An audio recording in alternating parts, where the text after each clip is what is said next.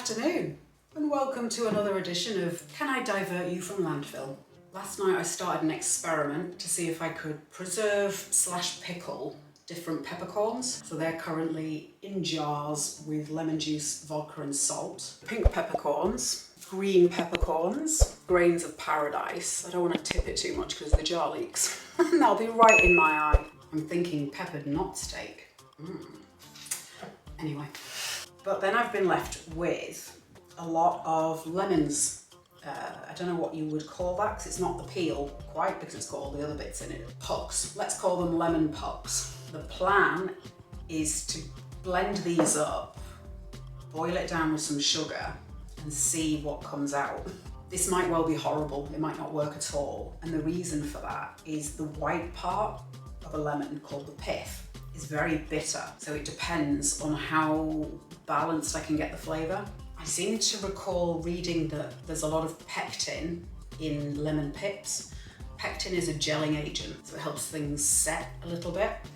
So what I'm going to do as a first stage is to remove the pips, all of the pips I can see, and put them in a piece of muslin, and I'll boil that with the rest of it.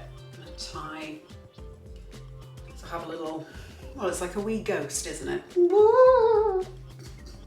So I think I'm going to start it on 2 and see how that goes.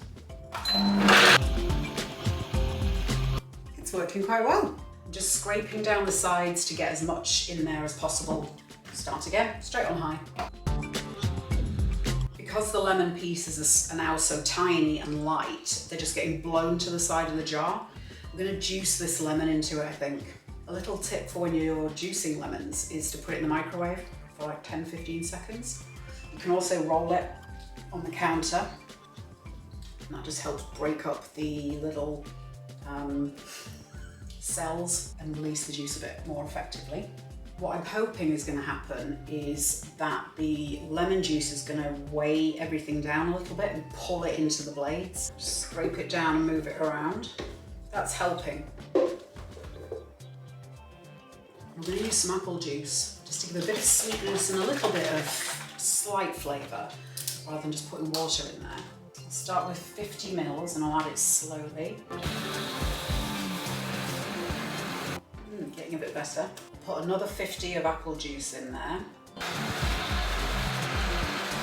Here's where we're at the moment.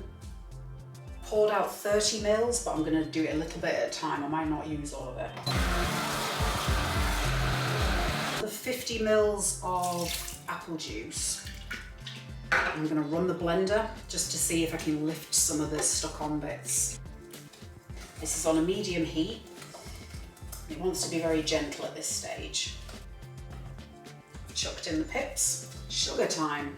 And this is just granulated sugar, 2 tablespoons. You could use caster sugar or perhaps even icing sugar. It certainly smells delicious, if nothing else. In terms of a substitute for the golden syrup, you could use corn syrup or glucose syrup. The thing is that you won't get the flavour from this, which has a very slight caramel mellowness to it. I would avoid using maple syrup. I mean, you could, but it's going to give a lot of flavour, whereas I want the lemon to really be the star of the flavour profile. A tablespoon-ish. Do be sure to move it around in the pan quite a bit, because it'll start sticking on the bottom otherwise. You really don't want any of the burned flavours spoiling that sharp zinginess from the lemon. That bitter note is still there, but it is tasting good. So I'll put in another tablespoon of golden syrup. This is going to be a bit to your taste rather than a hard and fast recipe. It'll depend on the size of your lemons, on how much juice you've got out of them. This will probably work quite nicely with whole lemons. So if you just chop them up whole, put them in the blender. So then you get lots of the juice from the lemon as well, so you wouldn't have to use the apple juice. But as a method of just reducing food waste a little bit. So it's not too bad at all. It reminds me of kumquats, tiny little orange looking fruits. I've just remembered in a book that I'm currently reading, he mentions putting a bit of salt on top of grapefruits if they're very bitter. So I'm putting in, I don't know, 20 grains of salt, another tablespoon of syrup, One for luck. The bitter undertone is there a little bit. Not nearly as bad as it was. So you can see how thick and gloopy it is. There's a little bit of gelling happening. Fish that bag out of there. The pan's back on the heat, so I'm just going to try and work it into there. You will have to go at it quite hard, forcing it through. I'm mostly left is quite crumbly, so I'll put a tiny bit in. I've got 10 grams of butter here, so I'll put this in. Maybe the fat will have some sort of effect on the bitter. I hope it won't amplify it, but my hope is that the butter will also bring a really nice richness to it, to take it up to almost like a lemon curd sort of flavour. So I've put in another 10 grams of butter. There's a very subtle sheen to it. More butter. It's setting up quite nicely, and that note seems to be a little bit less obvious when it's cold. I'm going to add in a little bit of citric acid, just a pinch, because the lemon flavour is getting muted.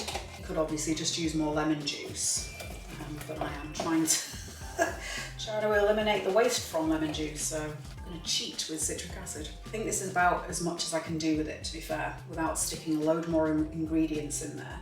And let it cool down and see if cooling it does anything with that bitter flavour.